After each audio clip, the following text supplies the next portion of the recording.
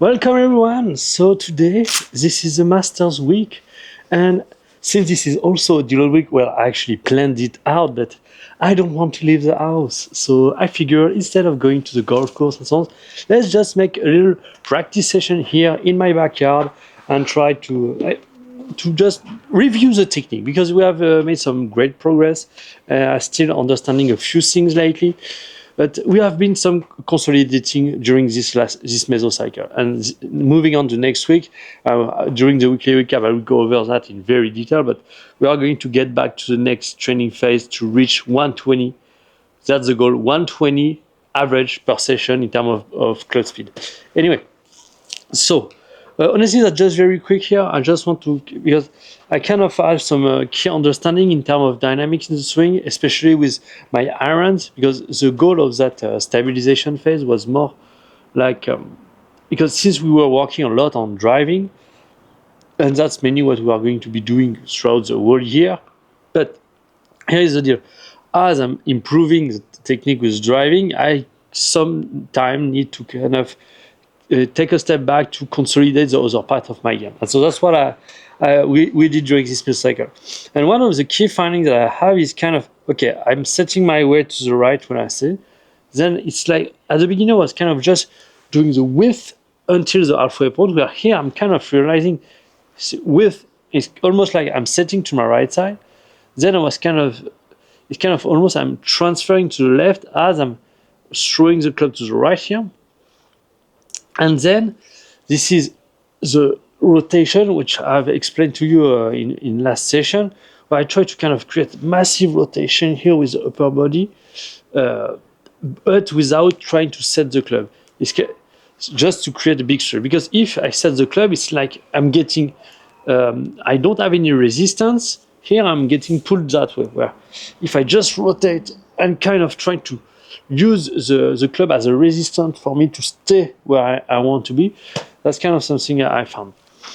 So pretty much here, and then this is just stretching that left arm vertically, and also the main difference that I found between the different clubs, and that's why now my wedges, I'm going to hit them with fade, iron pretty much straight, and woods draws. And the main difference is going to be once I'm there and I stretch my left arm, with the wedges, I kind of try almost to feel that the club face is 90-degree open here, like that. So you have square, and I'm trying to almost get it 90-degree open, because what I find is that generally tend to get the club face slightly closed. And then with the iron, it's just pretty much square, slightly open, but square, still square. And then when you arrive with the wood, it's going to be not necessarily close, but I'm just going to focus more on the verticality rather than the club face. Letting the club face kind of do its life. And the reason being is I tend to get across the line. I mean, that's historically, now it's changed a little bit, but not that much actually with the iron. But I tend to get across the line with the iron and get flat with the driver. So I kind of fixed the getting a flat with the driver thing, but until now I didn't really fix the getting across the line with the iron. And I believe that's kind of it. So I'm doing pretty much the same thing, but when I get that big stretch here, I kind of try to open that club face. So I'm going to get very vertical, but since the club face is going to be pointing that way, it's going to allow me to kind of go down and hit my cut. And so the reason why I want to hit cut is because with the wedges is because it all comes down to consistency. With wedges, you have the club face, since the ball is slightly behind your stance and the club is more vertical, you have the tendency to come much more from the inside, which, as a consequence, have the club face that want to shut really hard through impact. And on the other side, with the driver, the ball is much far in front. You come to kind of get outside in to kind of almost having a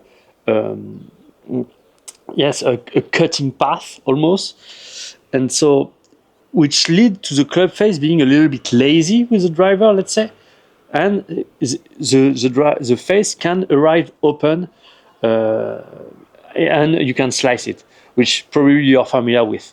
And so my idea is, okay, so if the big issue where that things start getting out of control is hooking the ball with the wedges and slicing the ball with the driver, if in my swing, in the dynamics that I have, I'm cutting my fade, my wedges, meaning I try to keep the club face open, so my miss is going to be a straight shot because maybe the face kind of shot a little too much compared to what I wanted.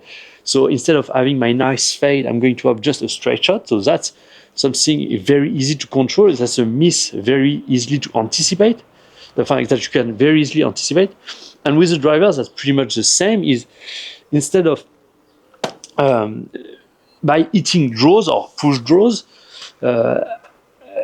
I kind of actually I would like to hit draws more, but because if I hit a draw, but for some reason I'm coming a little less from the inside than usual, and the club face doesn't shut as much, then I'm going to kind of miss straight or little push. But I'm going to avoid, since to be able to hit a draw, you need to have the club face close compared to the club path. I'm going to avoid having some big slices. So generally, that's going to be a straight push mainly. So anyway, that's kind of all the few things. Let's just see one more, but I just want to explain something on the way down that I've just find out.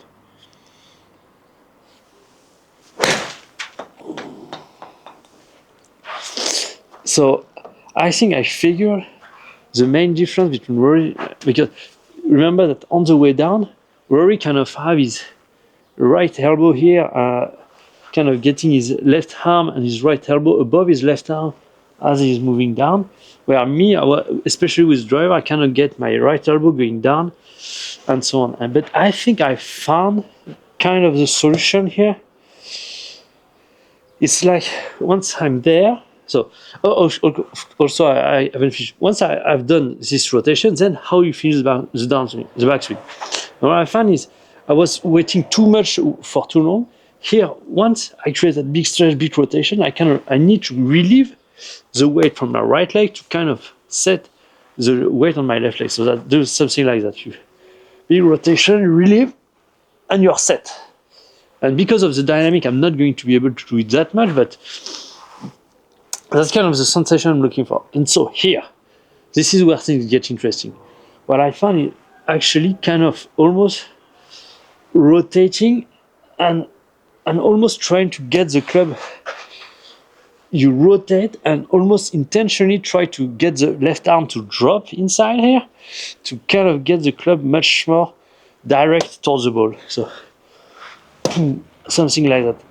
And because I've been struggling to, especially with the wood, I start coming way too much from the inside. And so I guess that might be the reason. Because if when I'm at the top here, I rotate and try to kind of get the club more vertical into the ball here, I don't know. That's kind of the intuition that I have. But what I like when I do that is, you see that creates a lot of space between my left arm and my right arm. Also, when I do that, you see that my left arm is dropping much faster than my right arm, and my right arm is kind of a little bit elevated, which is kind of what I want. Because until now, I was kind of worried about the fact that my right elbow was moving down too fast, and so I was trying to retain it high. But maybe the issue is just my left arm is not going down fast enough. So once I'm here, I kind of really drop my left arm, let the right arm kind of go over, so the club face gets on more neutral path, and I don't know. We need to try. I haven't tried that yet, so let's just try on this swing. How's that feel? Oh. Actually, you know what? Because the issue is with the iron, the wedges, I'm going to hit it fade, so the sensation is not going to be very good. Also, I have some I don't know, a muscle contraction on my right there. It's so painful. I don't know what that is. I don't know if that's video editing or so on. I don't know. Anyway, so let's do it again. I'm just going to eat just a few. I really want, honestly, the only thing I'm thinking at the moment is just going back in to get on the couch and watch the Masters.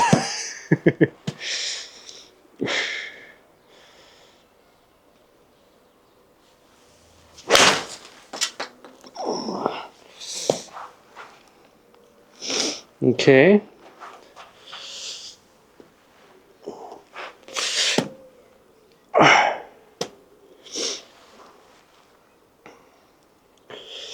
And also the sensation is, once I'm here, this is really creating a big stretch, but as vertically as possible.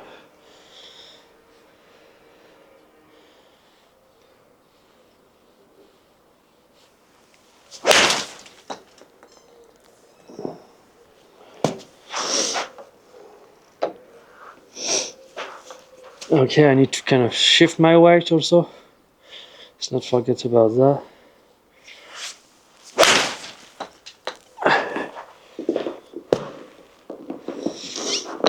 That's weird. I don't know.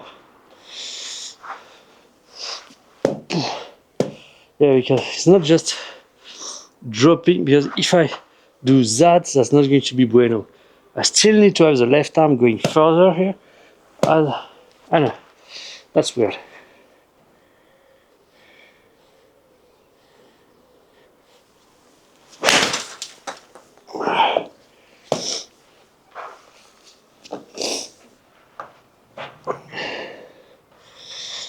And I kind of like the feeling, even though that's weird.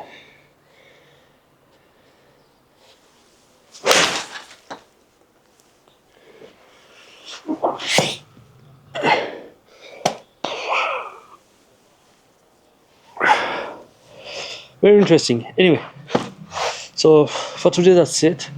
Tomorrow we'll do kind of, yeah. Honestly, it's just I got bored a little this week to go and train because I want to rest. I want to recover. I want to watch the master. Okay, fine. But if there is a week in which I can be lazy, honestly, I'm training just because I've committed myself to. I have set a goal for myself to post one video every single day this year. But this week could be a week where I don't even train, and that's going to be okay. That's not going to even impact my performance or my gain, because this is a deload week within the deload month. So pretty much, if I don't train at all, that's fine. But yeah, I still do it for you, even though there might not be that much of you that are watching me, but the very few that does, thank you very much. Now, let's do 1 or 2 swing and I'll come back here to watch the master.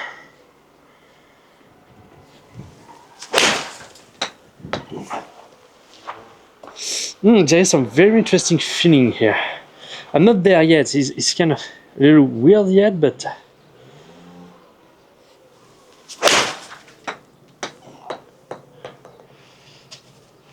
what I like is kind of give me a feeling that my upper body is much quieter than usual.